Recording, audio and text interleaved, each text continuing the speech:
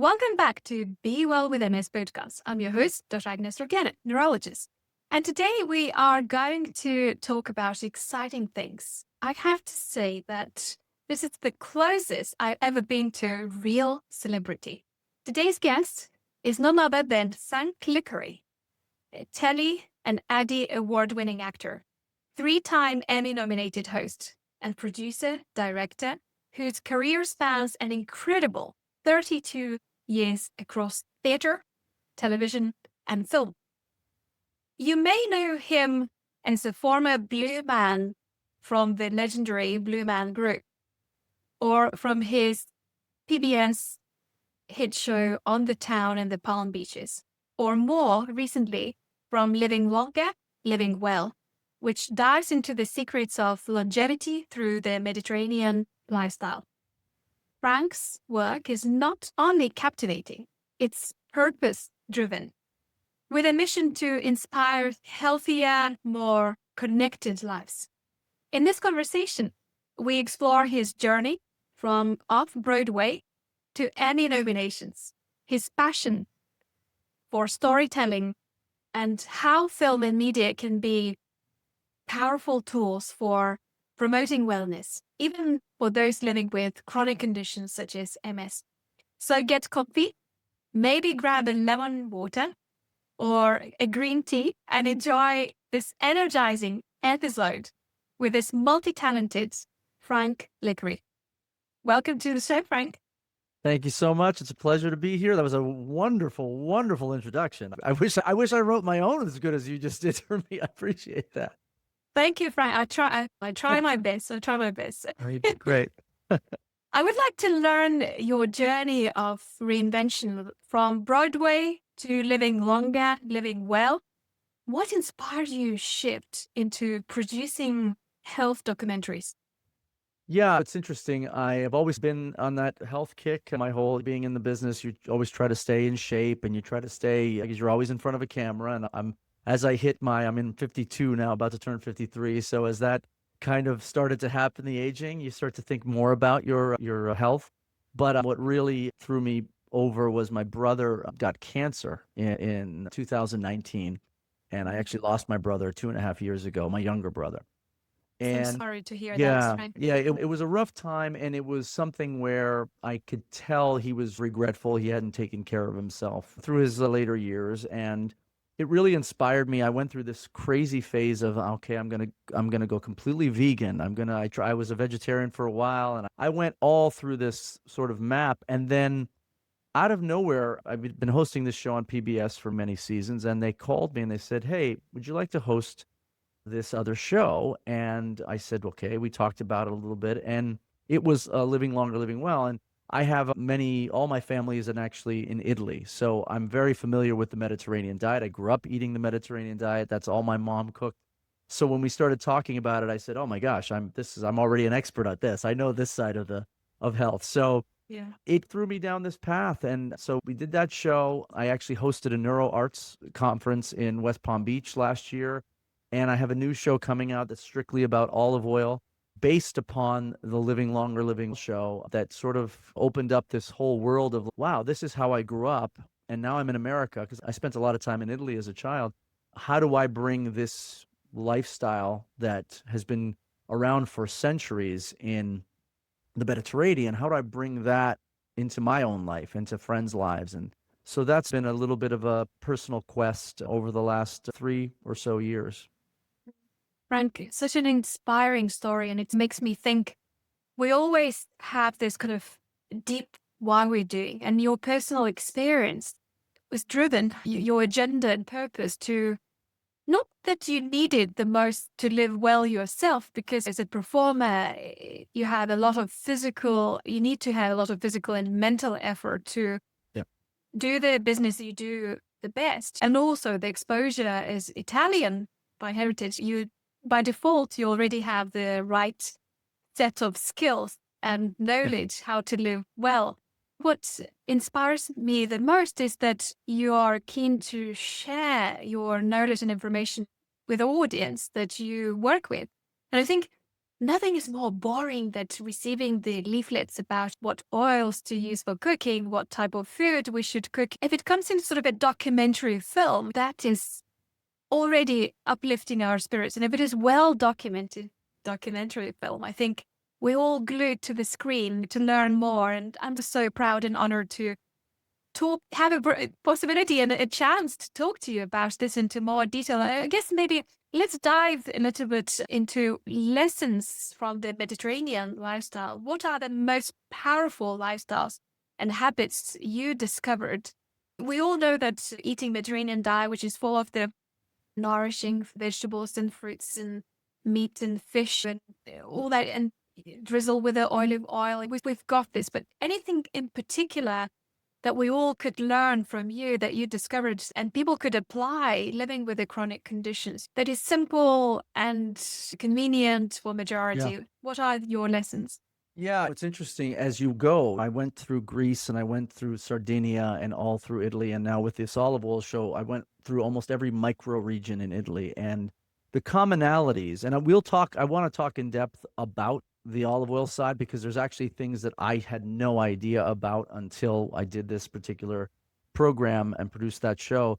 But what I found about the Mediterranean diet, it is, first of all, if you go to Italy, the things you do not find on every street corner as we do in America, you'll never find a gym and you'll never find a vitamin shop. They don't exist. And I brought Americans with me when I did the show. So my staff, my crew were looking, hey, where's the gym? And I started laughing. I'm like, we're in Sicily. There is no gym. There's no in Sardinia. There's no gym here.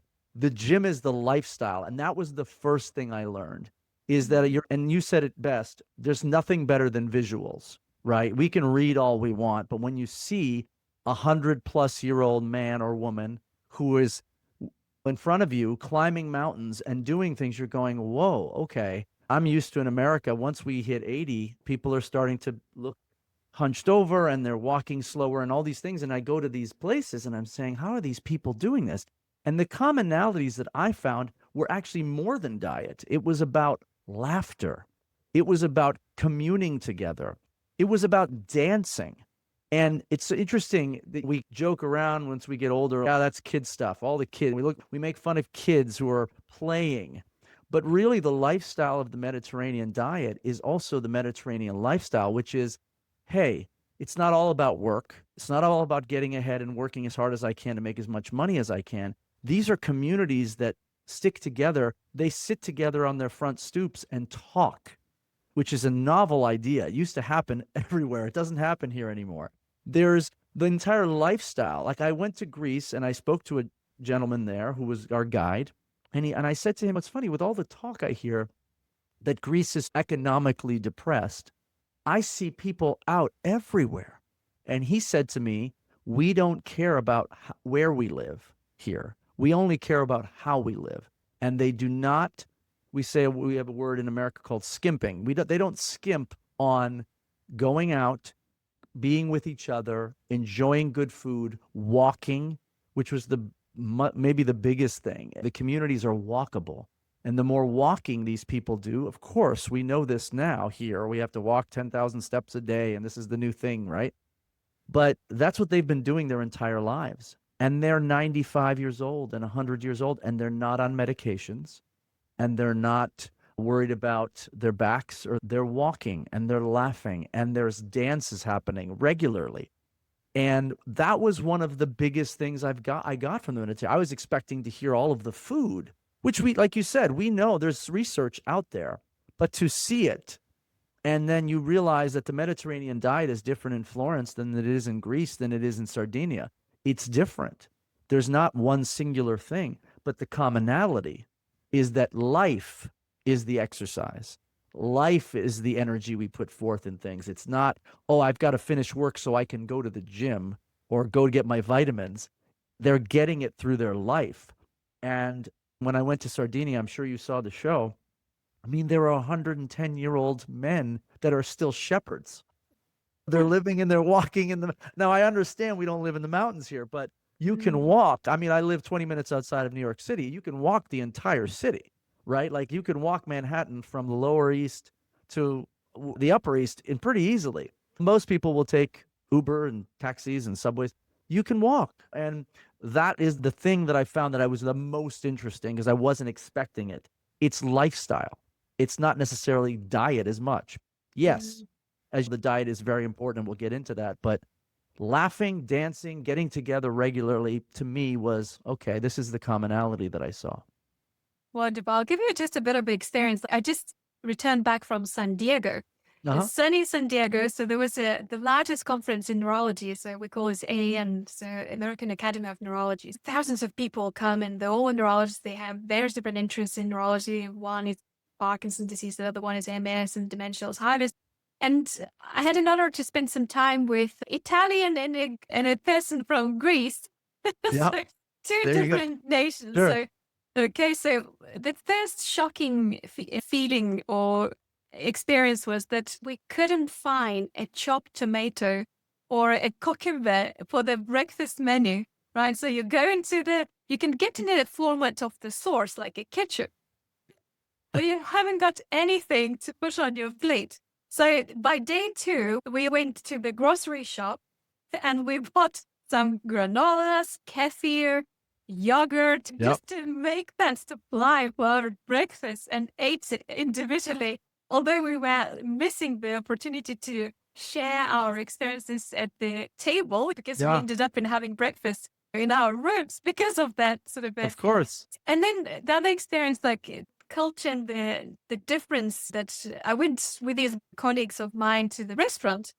And again, so the communication around the table, I end up in having someone else's plate's food on my plate because it's a sharing is caring. The way people communicate whilst having dinner, an extra layer. And really, I feel so important because I end up in fact getting someone else's orders on my plate. And this is an amazing experience. And I think quite often as adults, we lose our childhood joyfulness. As you mentioned, whilst we are children, we are dancing, we're playing, we are free. And the moment we become adults, we lose all that. And I think if you are listening to this episode, think about yourself as a child. What's the priorities and what the goals and purposes did you have at the time? Could you bring some of the domains and elements into your life as an adult?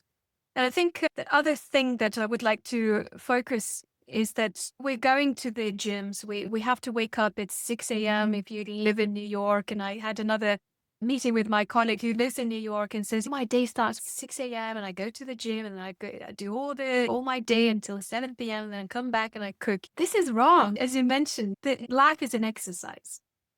And it is such a beautiful saying. I think what we would like to learn from you, Frank, is how to tell the story. How can we use the power of the storytelling about the health? We go to the clinics and we see people who are obese and with diabetes. By the look at them, we look at them and we know loads of health issues. And we know that the problems that they have is a lifestyle, that they have such a wrong.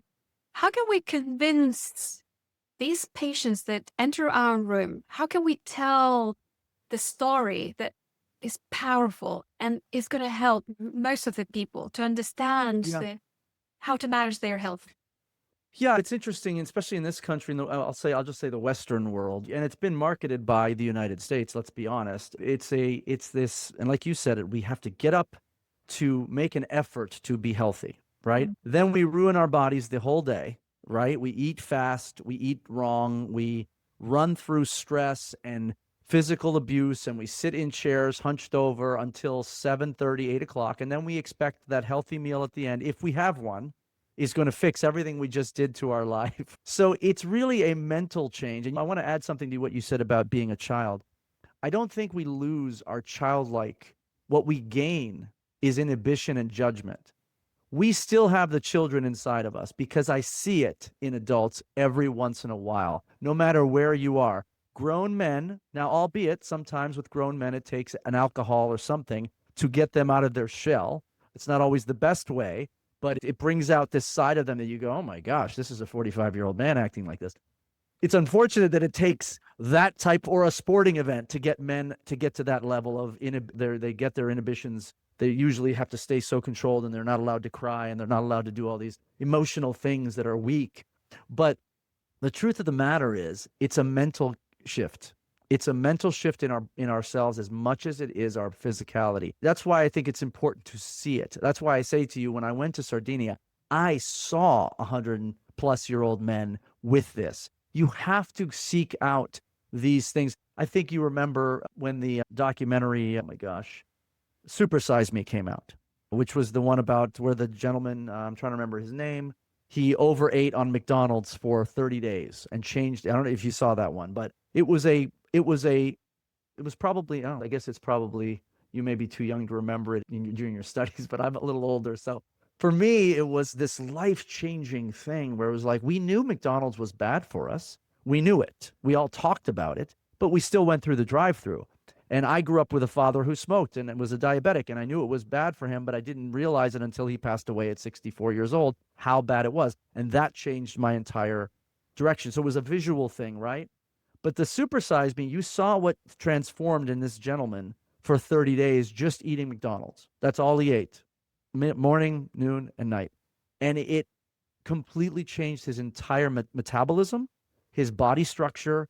And once you saw that, you went, oh, wow, okay, all right, now it hit home. And I really do believe that we have to seek out those types of programs, whether it doesn't have to be mine. It could be, if you remember the Blue Zone diet that came out on Netflix, there are things out there, but we have to want it very much. Unfortunately, I'm sure you run into this as well. I was a teacher for a long time. I had my own performing arts school after Blue Man, and saying things, you're relying on a lot of things to happen for that information to be retained and then acted upon. But when you see things, or you are able to be, there's nothing better than when people say, I hate yoga, and then they take a yoga class and actually do it and go, oh, wow, this is not only more difficult than I thought it was, it's actually, I feel different. You have to experience things. And you said at the lunch table, you had to go out to the grocery store, or at the breakfast table, you had to go out to the grocery store. Yeah, because we just accept status quo most of the time. We just go, okay, this is what's here. No, we have to force ourselves to do better. And I guarantee you, if 4 people saw what you and your colleagues did, they probably would have went, hey, you know what? That's a good idea. You have to really allow yourself to be affected. And many times that is visually easier, because sometimes we are, to quote the Bible, we are doubting Thomases. Until we see it, we do not think it's true. We have to see it in real time. And that's why I think it's important to seek out programs like that. And then you have to do it. You have to do it yourself to see the effects. It's in America, we work out, but most people start on January 1st with that new that resolution. And probably about a week and a half later, they're like, yeah, no. They don't wait for the transformation to start. Once the transformation starts, then it becomes an addiction. And that's the same thing that happens with bad things, right? Once we see it transform our body, if we like it, we tend to do it again. And healthy foods are like that. Once you have that thing where it's, oh, I don't feel tired anymore, and I ate. And that's what happened to me in Italy, right? You eat and you go, wait a second, I didn't gain weight. Why didn't I gain weight? I go back home and I eat the same way, but what am I doing wrong? What am I doing different? And there we go back to, besides the way the food is processed, the lifestyle. And you go, most of these people are thin and they don't look as heavy as we do in America. Why is that? So it makes you question. Traditionally, and I'm only speaking for Americans at this point, even though I'm Canadian, by the way, by birth, I speak for Americans because they've started to more now, but they don't tend to travel. They don't tend to seek out anything more than what they already know. And it's difficult to change their minds by someone like you who has the knowledge and may say it and may tell them, but it's very difficult until you see it, until you experience it. Absolutely. I couldn't agree more. And I think just to add what you just said, I think equally people who are practicing bad habits like smoking, drinking, eating processed, ultra-processed food, they just so much get used to that. They don't see that something is wrong here because they get used to that sort of that sluggish crap feeling every single day because that's their norm. They don't have a vision or feeling how it would feel like if they've done opposite things.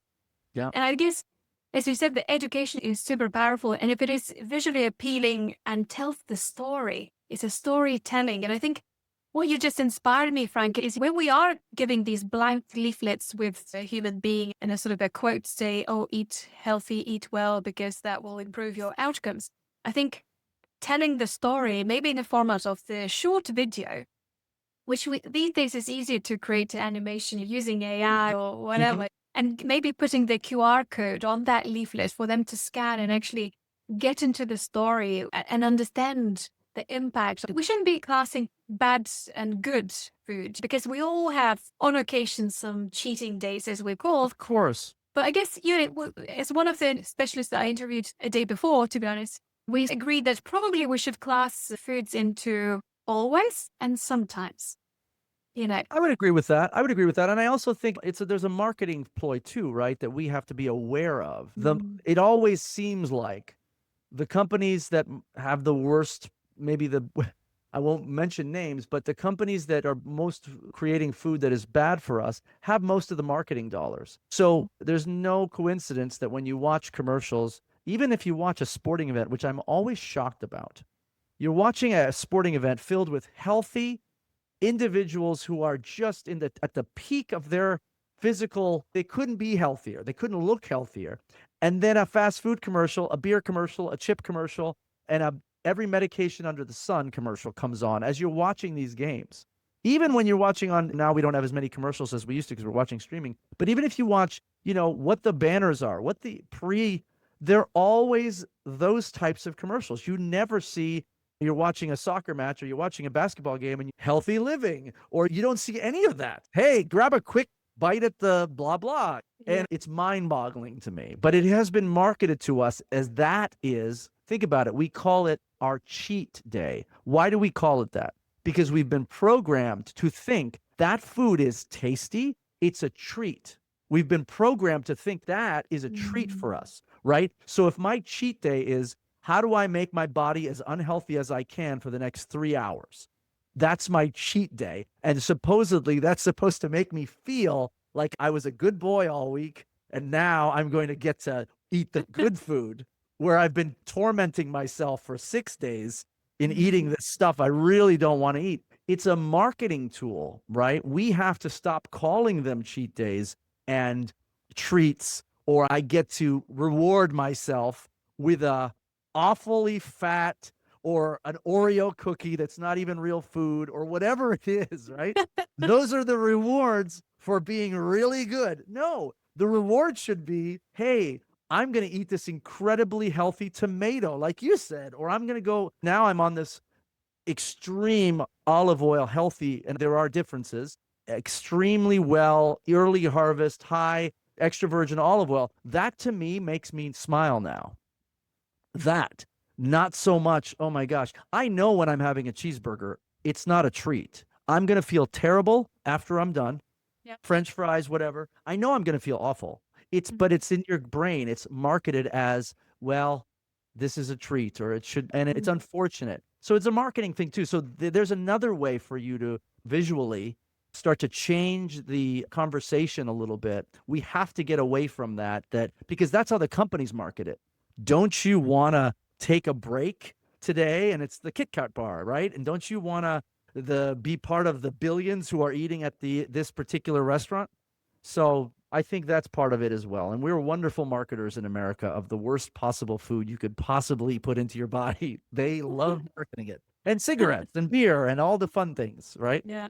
So people don't believe, so let's agree on that. So be selective, use your mind, use your experience, use your knowledge. If you don't know, ask the doctor, ask the nurse, ask professional people, I have patients with MS who comes in and they have breakfast and it's like cereal full of sugar. It's hard to listen to the stories. And I quite often ask people to take through what exactly do they consume, what they eat, just to have a sense and feel, because the way they look, they don't look like they're eating tomato or cucumber or any other leafy green. So then you dive deep into a lot of consumption of sugar, which causes cancer, causes immune diseases, causes worsening of the underlying chronic diseases, etc., etc. So we have to be mindful. So although stories that are presented on the media, YouTube, various different other channels, Netflix, but the ads in between, even if they talk about the healthy living, the ads of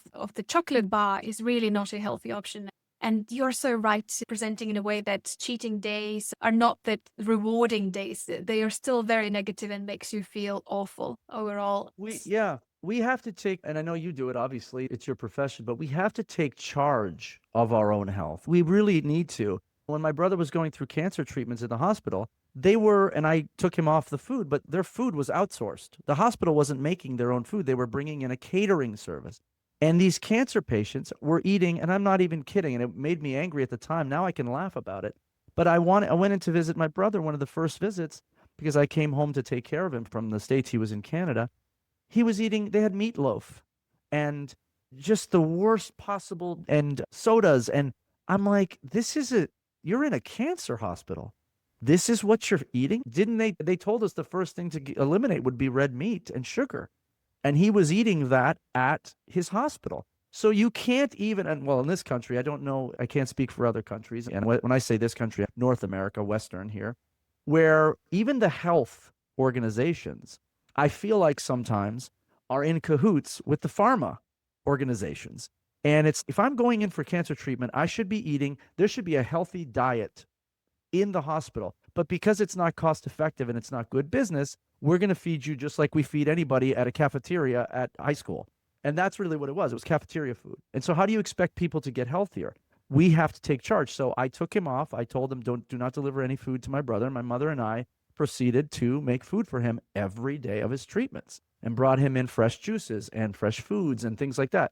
Unfortunately, it was too late for him at that point, but we have to do it before that all happens. And as soon as you see yourself putting on weight, it's not about the look. And that's the other thing that we could talk about.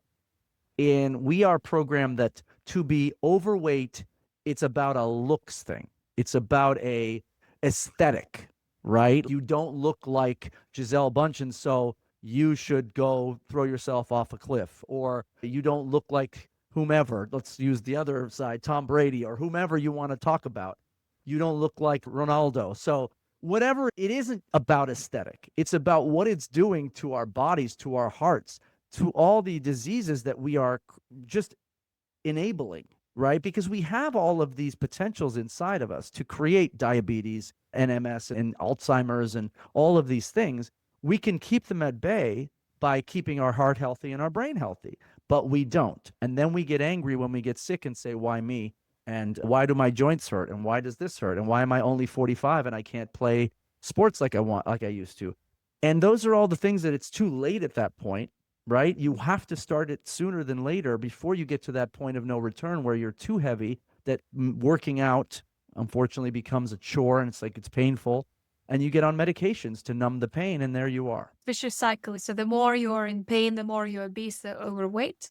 So the more challenging for you to commit to the lifestyle, healthy lifestyle exercise program or making food, fresh foods. It's an organic whole food for yourself because you have no energy to do that. So I guess we are biological robots and our body functions at the molecular level. We can go and scrutinize that to the mitochondria, which is our organelle of the cell that supplies the ATP energy for the cells to function and supply all the nutritious, rich, dense products to our cells to contract, to relax, to produce movement, to pump the heart. And these kind of nutritious foods and ultra processed foods, in particular, these classed as damaging our cells in our body, is only going to harm and take all the vitality and energy that you have produced as a human being, but taking away that chance for the cells to function because you're exposing yourself with a huge amount of alcohol,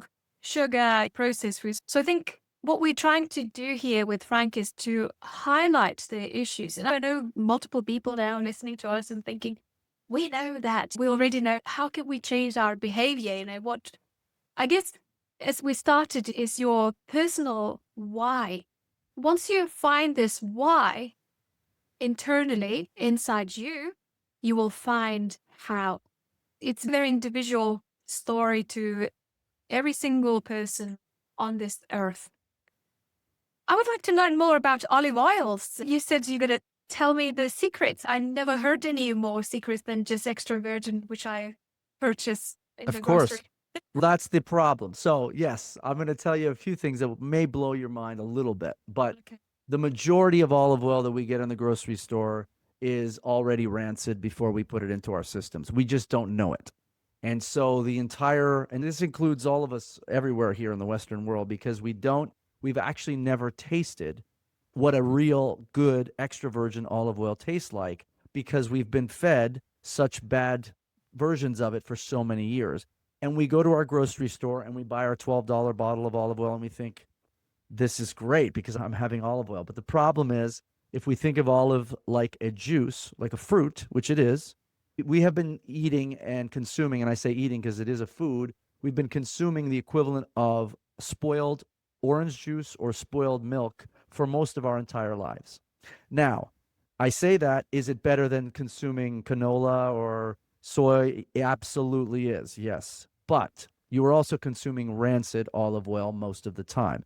So I have a show coming out that is already out in Florida. It's going to be coming out nationally on PBS, called The World of Olive Oil. Myself and a good friend of mine, olive oil expert Phil Bacchino, basically travel the world talking about this and researching high extra virgin olive oil. And what I mean by that is, and I'll relate it to your listeners and viewers here. So a goodbye early harvest olive oil, that means that it's been harvested properly and it's gotten to your table in the right amount of time, and it has been shipped, processed the proper way so that it retains its value, has a high polyphenol count. Probably have researched polyphenols in your research, but an extra virgin olive oil early harvest has as many as 450 milligrams of high polyphenols per kilogram, which is amazing. So obviously the oleic acid and all those things that are positive for someone with MS,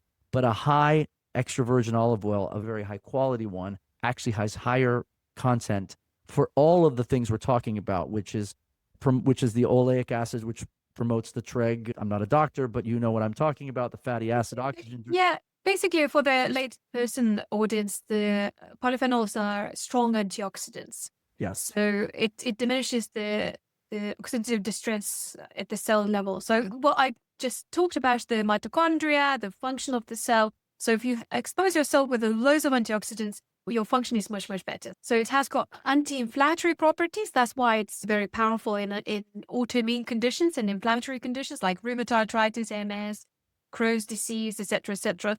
So let's dive deeper and understand from Frank, how often should we consume olive oil? Does it need to come with porridge in the morning, then main meal is a lunch and then dinner? What would be proposed advice? So as we go to this Mediterranean diet that we talked about at the beginning, the other commonality, whether you were in Greece or whether you were in Sardinia, or whether you wherever you were, is that olive oil, and high quality extra virgin olive oil, and we'll talk about that in a second, was consumed at every point of the day, and it's the only olive oil they use. So the misnomer, you don't fry with extra virgin olive oil, is a myth that was actually put out by the canola industry. You do fry with it, and the proof is not from me, it's from everyone that's ever grew up in the Mediterranean. That's all they do, and that's all they did.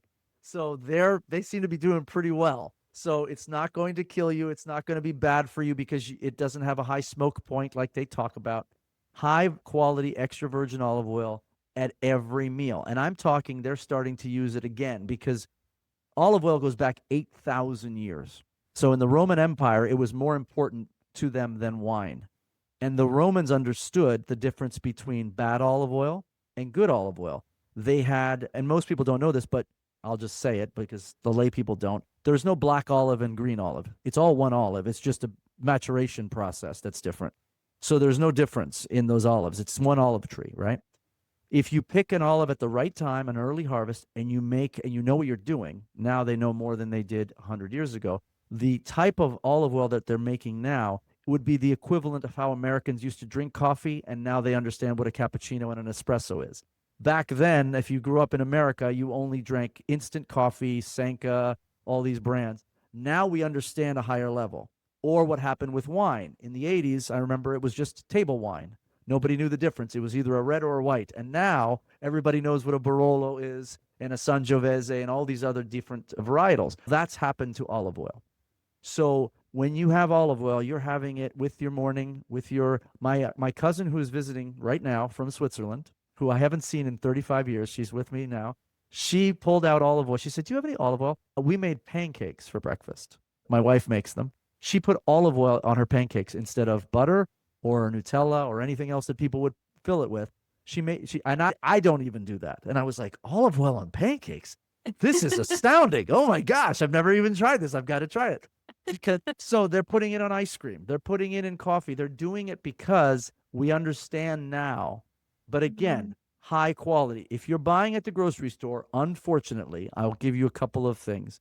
One tree, and this is all from my friend Phil Bucchino. Shout out to him. He's the expert that's taught me almost everything I know about olive oil. He's my co-host on the show. One tree produces 2 bottles of olive oil per year. Now, imagine when you think of all the olive oil. I always have this when I think of chicken. Chicken is used all over the world in every cuisine, but I never see a chicken farm in America. I'll leave that information to you. Do with it what you will. But I feel like there's not enough chickens out there for the amount of chicken we eat. So I don't know where the chicken in our area comes from, but it's not always going to be necessarily natural chicken. That's the way I look at it. And olive oil in the same way. We have a lot of quote unquote extra virgin olive oil in America, but we don't have regulations here. So we can call anything extra virgin in the Western world. In Italy, you can't. So if you had a bad harvest, you can't go and put that in a bottle and call it extra virgin. You call it other things to fool people, light olive oil or whatever, or you inject it with coloring and aromas and make it what you want it to be. My new revelation is that there's only a real minimal amount of producers in the world that are making real extra virgin olive oil. I know them now. We'll be giving out those lists soon. But right now, I can tell you I do not buy olive oil at the grocery store anymore. I haven't for a very long time. I get it all imported to me from people that I know. They do the things the right way. You wouldn't even know their names, most of them. They're not mass produced. You cannot mass produce and sell a bottle of olive oil for $8 and think that it's extra virgin because you're only producing 2 bottles per tree. So when you know those facts and when you watch this show, and I'll send you a link after our podcast here, I'll send you a link to watch it. When you realize what's going on with olive oil, that's also going to change all of your habits and all of your research when it comes to that as well. So I'm very excited to get this out to the world as well. And that's going to be a full series that we're going to go around the world and just talk about all of these things. And it's going to be very relatable to your audience as well. Amazing. I just thought for my dinner tonight, I'm going to pour extra virgin oil, which I actually purchased from Italian maker that comes in a sort of in a very nice bottle, which looks like a vase. Yep. It has got a little plug that it's quite challenging to unplug it. So I think I've got the right one. So I'm gonna use it. We will talk off camera about that. I'm not going to badmouth anybody's olive oil, but we'll talk off camera. And then I expect, Frank, that your next series, moving away from once you've done your olive oil, is going to be coffee beans. I hope so. Because coffee in general, Italians like espresso and the rest cappuccino in the morning. And it's such a sin to have it in the afternoon, cappuccinos. So we all know that. Just for the audience, coffee is really beneficial because, again, it's full of the flavonoids, which is antioxidant. And if you consume coffee no more than 3 cups a day, you prevent yourself from getting a stroke. Okay, so it's a real evidence-based knowledge. There are studies done, so you shouldn't exceed more than 3 cups. So there is a limit, but moderate amount really gives you that nourishing preventative for developing cardiovascular in stroke events, which is blocking the vessel and causing some ischemia, blood supply issues within the brain or heart. Okay, so excellent knowledge that we just received from Frank, and I would like to move into a bit of a sort of music, rhythm, movement. Yes. And your experience as a former Blue Man Group performer. What role do you think music and movement play in neurological health and mental well-being? Because they are interconnected, as we know. There's no question about it. It's funny that I told you I hosted this symposium on neuroarts sciences in Florida last year, and it was exactly that. It was movement, music, and rhythm, and how it helps cognitive function. And so I studied music from the age of 4 up until today. I play multiple instruments. And one of the things that I've definitely always said is that the music in my life has informed who I am as a person and how I do things. And there is something about connecting. I think people forget that the first thing we ever hear in our lives, the first thing is your mother's heartbeat. So that's the first thing. And if you think about that, we all have rhythm in us. And there is not one child, toddler, that does not dance and bop around and skip and sing at the top of their lungs and make all of these noises that we always go, oh, as an adult, you go, can you quiet that baby down, please? We forget that they're experiencing. And I want to go back because you said something very interesting earlier on, and I wanted to forward on it. And now I'm going to do that in this segment. We lose as adults our sense of discovery very early on, our sense of exploration, because we think we know everything. And you mentioned Blue Man a couple of times. And the one thing about Blue Man, if you've ever watched the show or seen it's, yes, we make music, but the Blue Man character discovers everything that character uses throughout the show for the first time. So we have funny little, what you might think are silly gags where we actually use a fork, but we don't know what a fork is. We have to discover it. We don't know what a balloon does. We don't know what sticks do. And so we go back to this childlike place in our lives. And when we lose that, you said it earlier, that's where things go wrong. And music, movement, singing, why do we always say, oh, I sing in the shower? Why do you think we all sing in the shower? Because we feel like no one else can hear us. Why? Because we're trained to be ashamed or to be embarrassed by the fact that we don't sound like Adele. Guess what?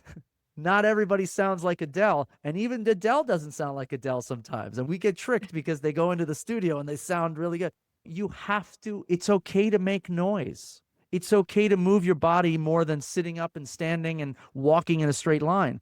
That's why I think music and sports are very important for children. It puts a foundation into them that, yeah, it's okay to express myself by more than just talking or standing around. When you realize that you can actually dance anytime, by the way, there's nobody that says you can't dance down the street. Nobody. No one's ever put a law out that says you can't skip. We let children do it and we go, oh, isn't that cute? But as soon as a 20-plus-year-old does it, you go, oh, they must be crazy. What's going on over there? We should put them away. Why are they skipping? So I think it's extremely important. And again, this goes back to our mental reprogramming of what we think of as a treat, what we think of as decorum or being an adult or being quote unquote civilized. Even back to your coffee thing, we're programmed to think that coffee in our country, it's all about the caffeine. It's all about the energy. It's not about anything else. It's just like, hey, if I'm going to drink 7 cups because I need the energy. We don't talk about the health benefits, which is why you can have horrible coffee in this country and they don't care. It's not about taste or enjoyment. It's about pounding it back so we use it like cocaine, let's be honest, in this country, right? So we use it as a drug to keep us going. And all of these things that we're talking about, music, song, healthy eating, living, all of these things, we have made them chores. Going to the gym is a chore. It's something I need to schedule. Eating healthy is something I do, but then I give myself the treat. Dancing and skipping and singing is not for adults unless you're a professional singer. I don't want to hear your voice. Those are all unfortunate things that we have become accustomed to, and we've allowed ourselves to say, yeah, that's a rule. But no, you don't have to save your dancing for only when you attend that one wedding per year or whatever it is that you go to. And even then, we don't know how to dance because we've stopped dancing.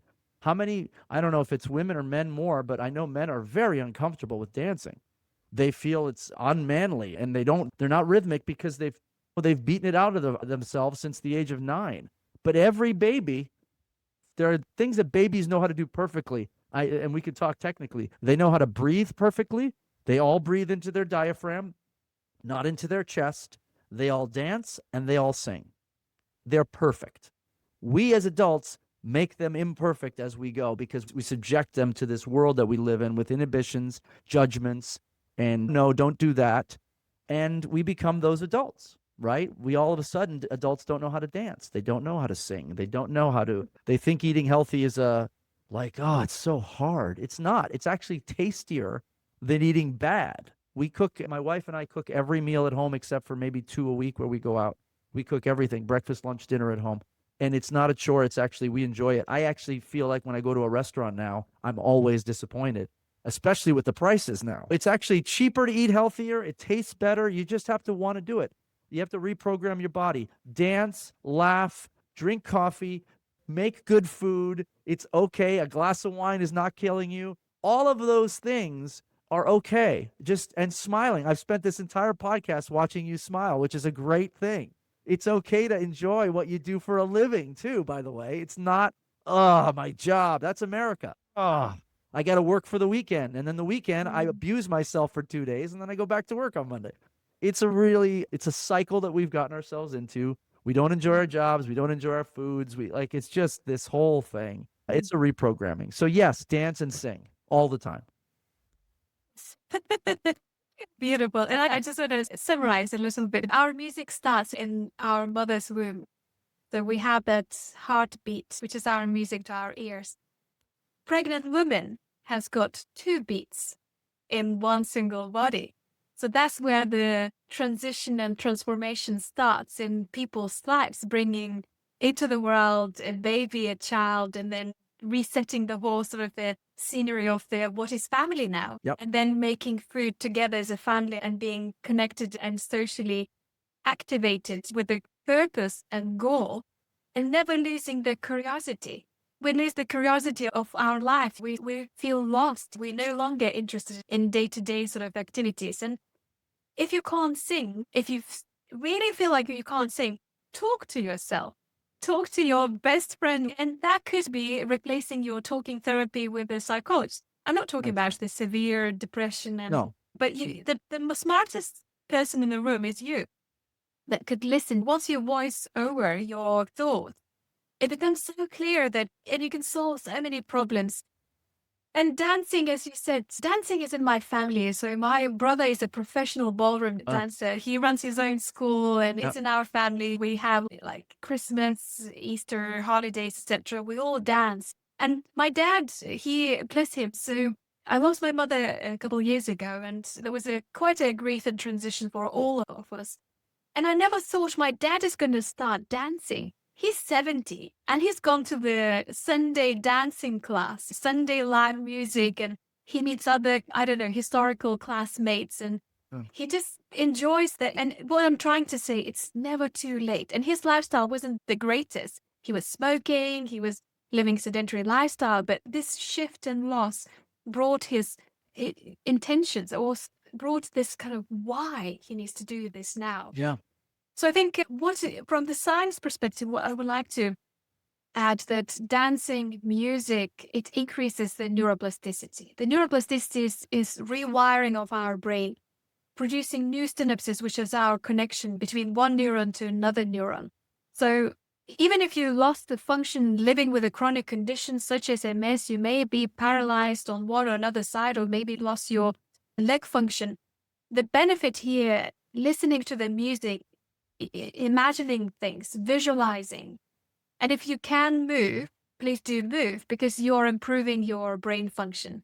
Again, this is science-based. It's not like what I think, but it's real, it's definitive. And I want to add to that too. And when we talk about music, it's specifically the rhythm, right? Our body responds to those rhythms, the frequencies, because of, as you said, when we go back to the heartbeat, there's a reason why dance music, back when it started, I'll make you laugh now if you want.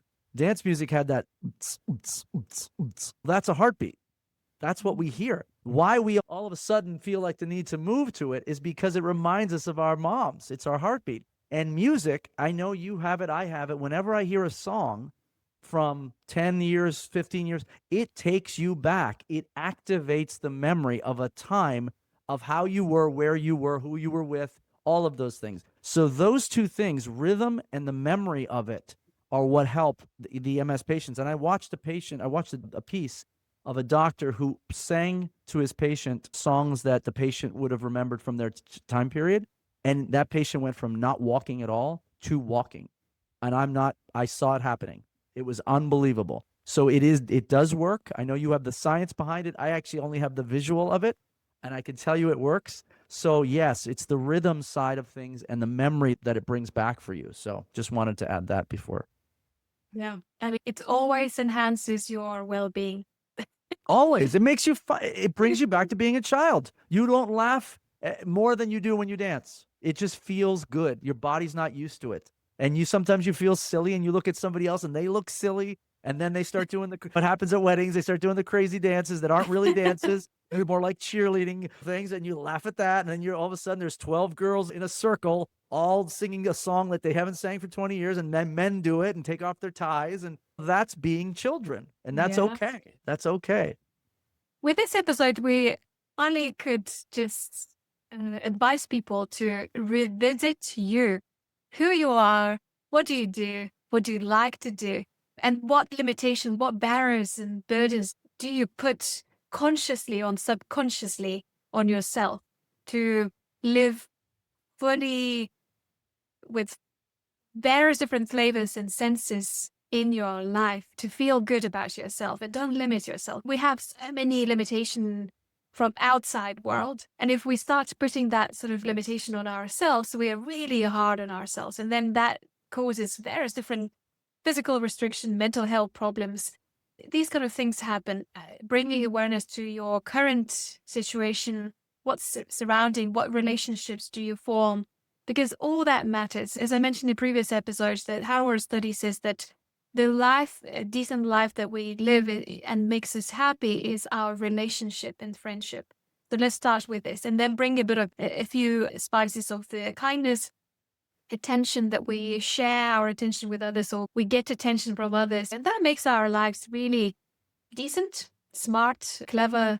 And just to wrap up this incredible episode with the amazing Frank, what a journey. We started with olive oil and talking about the living longer, living well. And then we ended up with the rhythm of the Blue Man Group and all the produced nominated shows that you inspired us, as well as you're planning to do more shows on journey on the olive oil, as well as maybe coffee beets as well, who knows. But that inspires us to live long, live well, live with purpose. That's our agenda, have a purpose. And Frank also reminded us that storytelling is more than entertainment. It's a powerful bridge between science, lifestyle, and hope. Whether you're living with MS or any other chronic condition, maybe you're just simply seeking to improve your well-being. And this message is clear. Your story matters, and it's never too late to reinvent how you live. So, any final words, Frank, to tell people who are maybe being diagnosed with MS, who may have symptoms but never received a diagnosis, but they really like to hear from the celebrity like you, who's got loads of experience? I think that you hit most of it on the head there. I just think that one of the things that when you're talking, I'm listening and I'm going, everything you are mentioning costs nothing. Just have fun. But yes, get back into who you are and understand that being healthy, taking care of yourself, having fun, it's not a chore. It's actually the way to live better. And so none of that costs anything. To laugh, to get together with friends, to dance, to listen to music, all of that is pretty affordable. So there's a lot of stress in our world that's always triggered by work and disease. And the only thing you can do is make your work happier and avoid disease. And if you can do those two things, the rest of the stuff goes away. And so I really do want to urge everybody, just have fun. Have more fun. Life is supposed to be that. Surround yourself with people that are fun and also better than you, and learn and be curious about that. We are sedentary beings, like you said, and we tend to stick with our own little circles. And sometimes you have to jump out of that circle and be a kid again, explore. So that's my last advice. I don't have anything else. Wonderful. It cannot be better. So thank you for your time. Thank you for wisdom and the light on our Be Well with MS community. If you loved this episode, please share, leave the comment, review. Don't forget to check out Living Longer, Living Well on PBS or YouTube. And there are some new episodes that are coming and hosted by Frank. So follow Frank. He's on media. I found him so excited. And he responded to me and he made his time. And it's amazing. I feel lucky at the moment. So yes, as always, stay kind to your brain, nourish your body, and keep moving forward. Until next time. Bye for now. Thank you, Frank. Thank you. It was great. Really appreciate it. That was really fun.